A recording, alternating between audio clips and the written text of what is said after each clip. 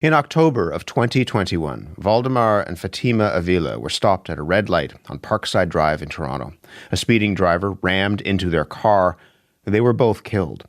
Not long after, the city installed a speeding camera there, and it quickly became Toronto's most profitable speed camera. Since it was installed, the camera has led to more than 65,000 speeding tickets, worth a total of about $7 million. But that camera also became a target.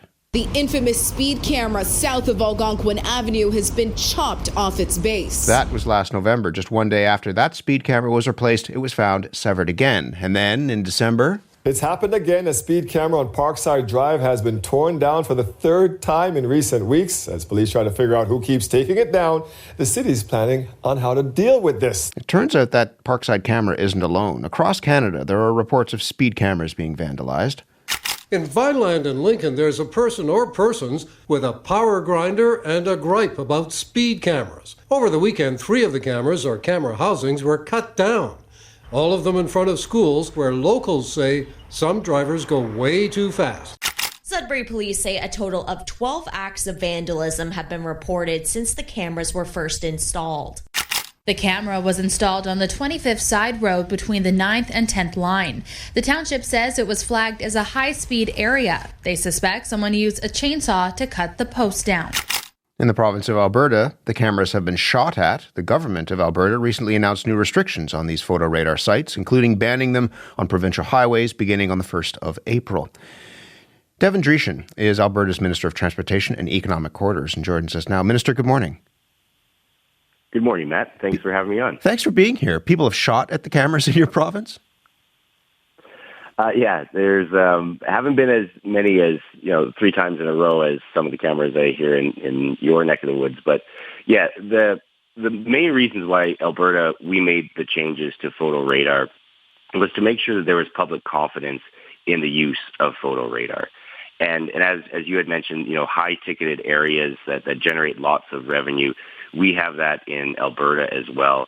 And the main reason why the provincial government made the changes that we did was to try to instill confidence that the use of photo radar would be used for traffic safety and not just to generate revenue for municipalities. And I think we found the sweet spot with the changes that we will be implementing on April 1st of this year. You haven't removed those cameras, though, from city streets, right? No. So total in Alberta was about 2,200 photo radar sites, which is the most use of photo radar sites in the country. And with the changes that we implemented to restrict it to school zones, construction zones, and playground zones, should take that number down to about 650.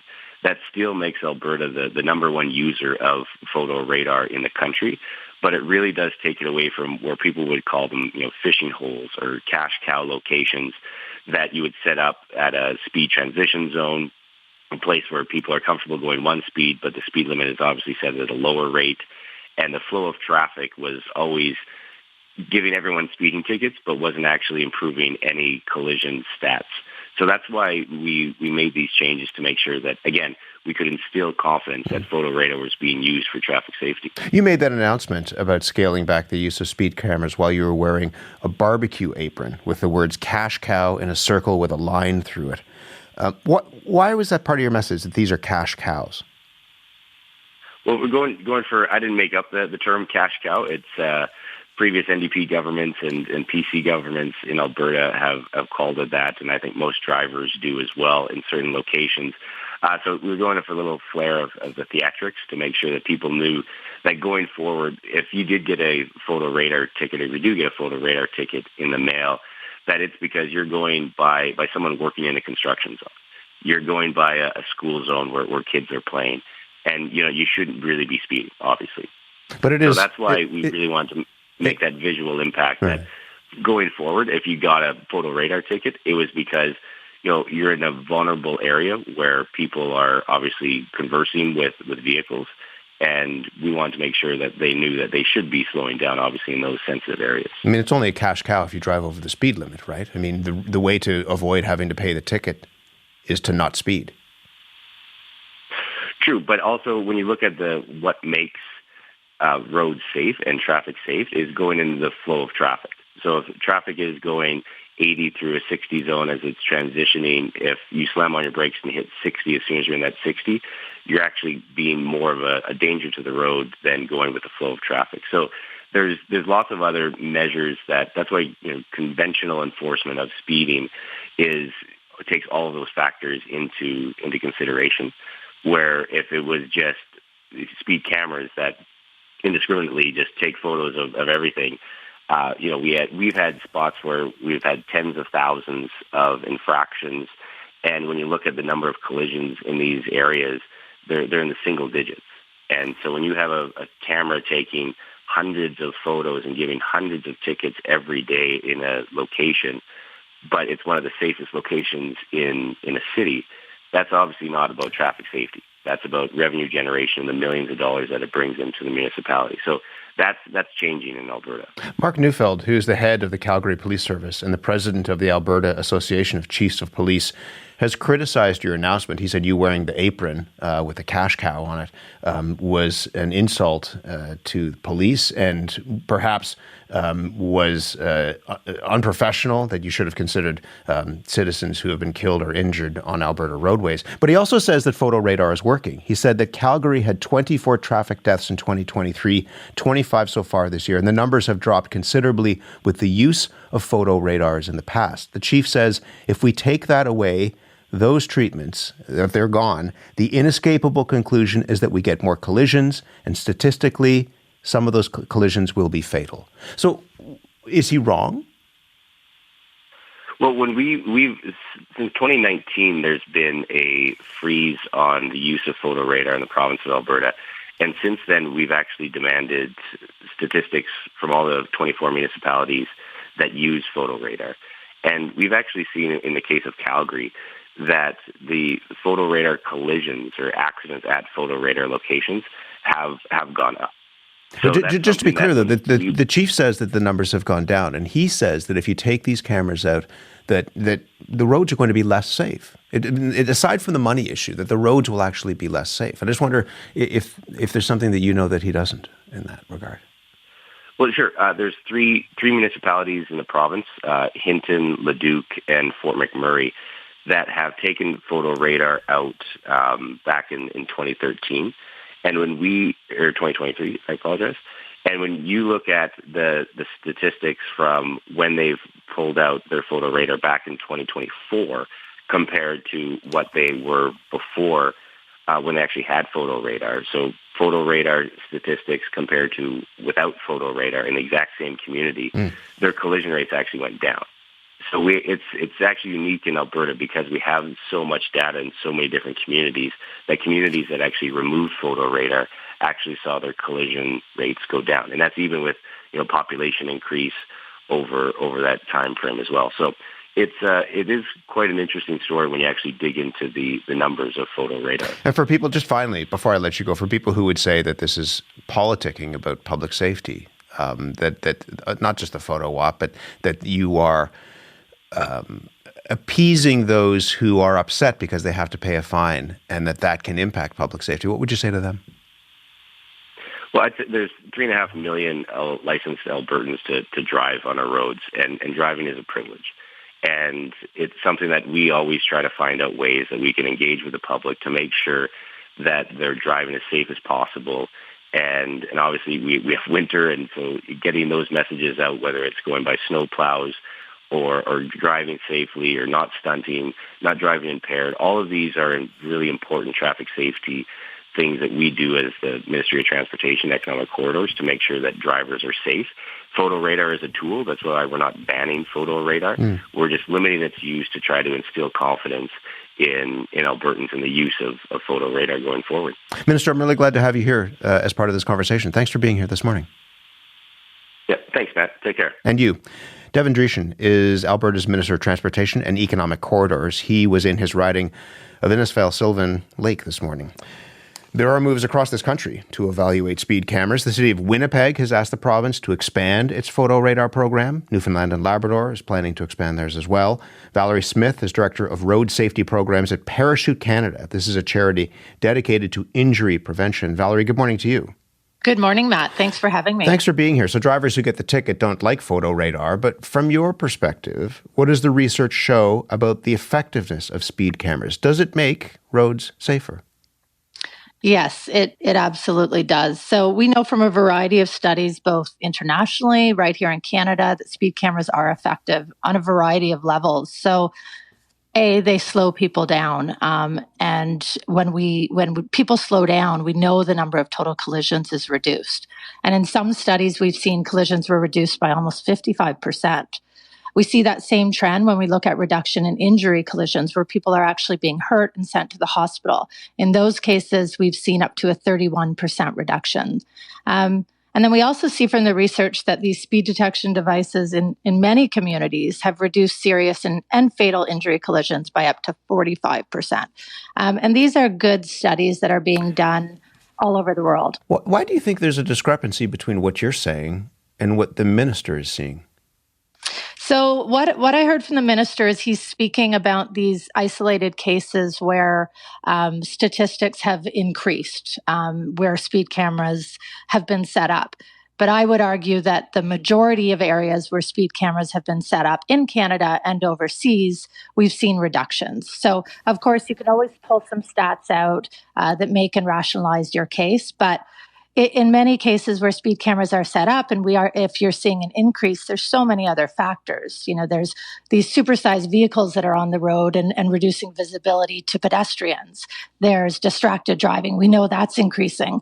So there's lots of other factors, but I would argue that speed cameras are working effectively, and we know that. Do you understand why people hate them? I mean, and it's not just going and chopping them down, but the fact that the minister was talking about you come out of a zone where you're driving at 80 kilometers an hour, switches to 60, and suddenly you get dinged, or thousands of people get dinged because there's that quick change and you haven't eased off the gas quick enough. Do you understand why there are strong feelings, to put it politely, about them?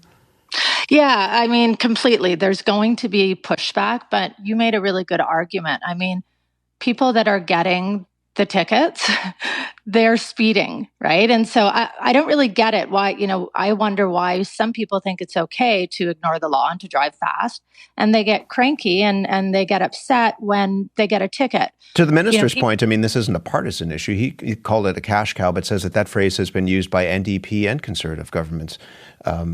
The people are annoyed maybe that they get the ticket, but they also wonder where the money from the ticket goes if millions and millions of dollars are being collected. What should happen with the money that's collected from those tickets? Yeah, so that's a good point. And in many cases, there are some jurisdictions when they collect the revenue, which can be significant, it goes into a general pot. And I think there's a lack of transparency there. I think governments, municipalities, provinces need to work much harder to demonstrate where the funds are going. And there are jurisdictions that are redirecting revenue back into safer roads, into highway safety, into police and court accountability. So there is a perceived idea around the cash cow, but in fact, automated speed enforcement is expensive. It's expensive. The technology is expensive. It's expensive to implement, and it's expensive to roll out. And what people don't understand is, in some cases, it's about 30 to 50% of the revenue that's being generated is being expensed to the rollout of the program. But for it's not profit, but for the money that's made on top of that, I mean, in Toronto, there was that one camera that has generated something like $7 million in fines. Where specifically should that money go if this is about making streets safer? I would say it should go into a road safety fund. It should go into improving our roads. In many cases, we have intersections all over our country that need to be improved. We can look at road redesign. We can look at engineering our roads to make them safer. It doesn't have to just be speed enforcement. That's one piece of it. We can look into using those funds to raise awareness to our citizens on why we're doing these programs. The more citizens that are engaged around this and recognize that it's a value to them and their family, the more political will we'll have to keep going with it. You're in a small community, and I mean, we were talking about the cameras being chopped down in bigger cities. Why does this matter to you in the community that you live in? Well, I'm back and forth between Toronto and Creemore, where I live. Yeah. And I have a 15-year-old daughter, and whether she's in Toronto or whether she's in the small town I live, people are speeding. Right outside the door on a county road in Creemore, there was a fatality about 2 years ago. And this is on a country road where people were supposed to be going 50, and we're seeing speeds of up to 90 on, curved country roads. So I think it matters anywhere. And again, coming back to that cash cow piece, the money has to go somewhere, and people get upset because they're getting fined and they're having to separate with their money. In that case, I would just say, don't speed. Whether you're on a highway, whether you're on an urban road, go the speed limit. You're not going to get where you want to go that much faster by speeding. Valerie, we'll leave it there. Good to talk to you. Thank you very much. Thanks so much, Matt. Valerie Smith is Director of Road Safety Programs at Parachute Canada. It's dedicated to injury prevention. We reached her this morning in Collingwood, Ontario. Charles Marone is a civil engineer and the founder and president of Strong Towns. It's a nonprofit advocating for safe, livable cities. He wrote an article for his website saying that speed cameras are not the answer. He's in Brainerd, Minnesota this morning. Good morning to you. Good morning. What is the argument against speed cameras? You said that they are an evolutionary dead end. Yeah, I don't know as I argue per se against speed cameras in all instances, but speed cameras as like the answer, as the thing we do, and then now we clap our hands and walk away like we accomplished something, is really the wrong approach to traffic safety. I mean, this entire conversation today kicked off with you telling a story about how someone was killed at an intersection. You then installed a traffic speed camera, and now it's the most profitable camera in Canada. Well, okay, you're getting a lot of people you're finding a lot of people who are speeding. Are you actually reducing speed? Would that have actually saved the lives of the people who were killed? Mm-hmm. That's really, really questionable. And so if hitting people with a fine isn't the answer, what do you do? I mean, maybe there isn't one answer, but how do you start this? How do you go about getting people to slow down? Well, I think the first thing we have to do is understand why people speed. I mean, this is not like a social deviancy for the most part. When you go out to a street and 95% of the vehicles are going over the speed limit, you can say, we're broken people and we're all deviants, but the reality is the streets are designed, they're over-engineered for speed. Well, and as the minister said, part of this is about going with the flow of traffic. If everybody is going at 100 kilometers an hour in an 80 zone and you are plodding along, you may be a danger, right? That's absolutely correct. When you're on a highway, if you look at a highway situation, you want the flow of traffic to be consistent.